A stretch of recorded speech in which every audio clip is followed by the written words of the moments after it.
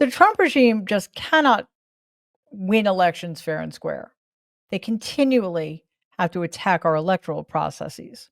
The so called SAVE Act passed in the House of Representatives 220 to 208 with a handful of Democratic I don't, traitors, idiots, I'm not sure, uh, voting with Republicans. Those would be Democrats Jared Golden, Marie Glusenkamp, Perez, Henry Cuellar, and Ed Case. This bill, if enacted, would be the first federal voter suppression bill. So let's primary those Democrats, okay? Molly McGrath, director of the ACLU's National Democracy Campaign, said, quote, the SAVE Act is a dangerous and unnecessary attack on voting rights that could block millions of eligible citizens from voting. We are already challenging Donald's unconstitutional executive order that seeks to impose similar restrictions through the Election Assistance Commission, an illegal overreach that threatens to upend our elections. This isn't about protecting voters or our elections. It's about politicians who want to protect themselves and pick and choose their voters. But that's not how democracy works. The Senate must reject this bill and instead ensure that every eligible citizen can easily cast their ballot, unquote. The SAVE Act will have to pass in the Senate before getting to Donald's desk. So, how exactly does this bill aim to disenfranchise voters, and who is the most vulnerable? Danielle Moody breaks down exactly how the SAVE Act would affect all American voters in what she calls Republicans' latest Handmaid's Tale project. Please enjoy her poignant dive and welcome back Danielle's Get Woke series to Marry Trump Media. Thanks, Danielle. It's been clear for quite some time that the Republican Party would rather choose their voters than actually have voters choose their candidates. They have used every trick in the book to try and thwart democracy. But their latest attack is, in fact, their most brazen.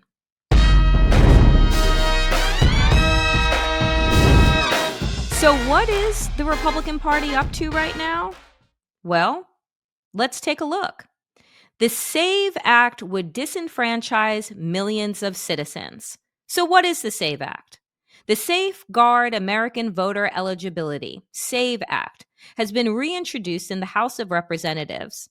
This legislation would require all Americans to prove their citizenship status by presenting documentation in person when registering to vote or updating their voter registration information. But friends, before we dive all the way in, if you have not already subscribed to the Danielle Moody channel, please do so now. I am doing my best to get to 25,000 subscribers. So you can help me by liking, commenting, and subscribing so we meet our goal this spring. Appreciate you. Now, let's get back to the Republicans' latest Handmaid's Tale project. So, what exactly will the SAVE Act do? So, what is the SAVE Act? The Trump administration's attempt to strip voting rights from women and young people. So, what exactly does that mean? What does this actually look like if it were to pass? Well, to be blunt, the SAVE Act saves nothing. The bill would erect unnecessary and discriminatory barriers to registering to vote in the U.S., especially for women who have changed their surname, but also for trans voters, young voters without a passport, newly naturalized citizens, veterans, rural voters, and anyone who does not have the privilege of easily meeting excessive documentation. Folks, Republicans continue to be a hammer in search of a nail. They want you to believe that the SAVES Act is going to stop non-citizens from voting. Well, guess what? We already have federal legislation to stop that from happening. And also, every time that there is an election, there are maybe a handful, literally, you can count them on one hand, of usually accidents that happen with non-citizens voting. And as a matter of fact, if we want to be real about it, those that have been caught trying to vote, let's say multiple times over, are usually Republicans and not non-citizens. So this is just another sneaky attempt that Republicans are using while they have both the House and the Senate and the White House to try and disenfranchise tens of millions of people. It is obscene, and it is not getting the type of attention that it needs.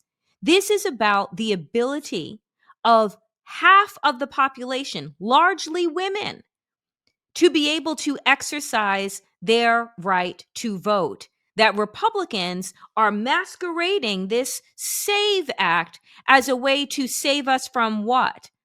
Democracy? Because Donald Trump is doing a hell of a job doing that. The Republican Party wants women to be obedient and silent.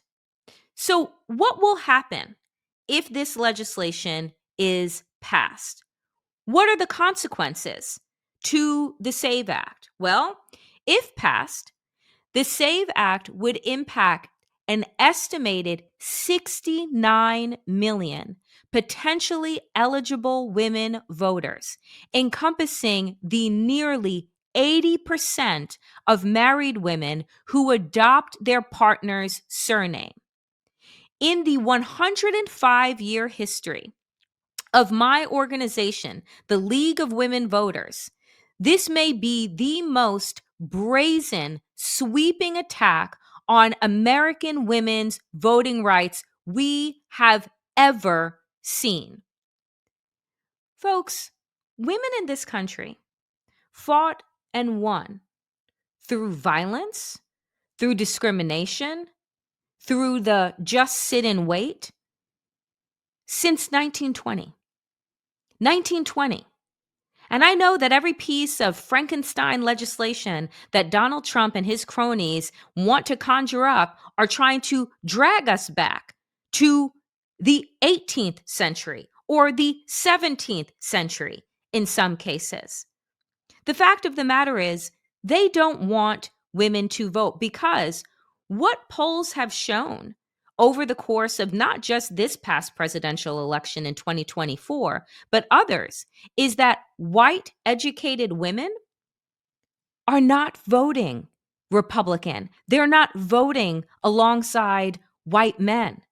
And that is absolutely terrifying to this Republican Party, if we can even call what it is that they are an actual party. But is it just going to be women, half of the population that is going to be harmed here? Oh, no, no. Let's take a listen to how it is going to impact all Americans. Take a listen to New York Representative Morelli, who was on MSNBC recently. Well, I think, as you said, the supposed suggestion that non-citizens are voting in federal elections is just a fallacy. There's virtually no evidence that that happens. If it does, it's a handful of people across the entire country. But what it does is put these huge bureaucratic burdens in front of people simply who want to register to vote and exercise their rights as American citizens to vote in American elections. So it's particularly vulnerable for military personnel who are overseas and can't appear in their local board of elections personally. Mail-in registration will be gone. A woman who has changed her name, and 84% of married women in the United States have their husband's names. That's different than the name that might appear on their birth certificate. So they'll have to have a passport. But 150 million Americans don't have a passport. It's $130 at least to get one. So you think about it. These are really just barriers to registering, which means that's a barrier to vote. Basically, what Representative Morelli is telling us is that America, girl, you in danger, okay? They are coming for everything. They are coming for your ability to voice your vote. Not just women, which is half of the population, but for young people, for trans people, for the 150 million Americans who do not have a passport. This is going to affect everyone. And the basis for this is that Republicans do not want democracy. They do not care about what the people of this country think. And so I encourage everyone to call your representatives, to keep calling your representatives, to tell them to vote against the SAVE Act, because it will do nothing to save democracy. It will do everything to destroy it. That is it for me, dear friends at Get Woke. As always, power to the people and to all the people power. Get woke and stay woke.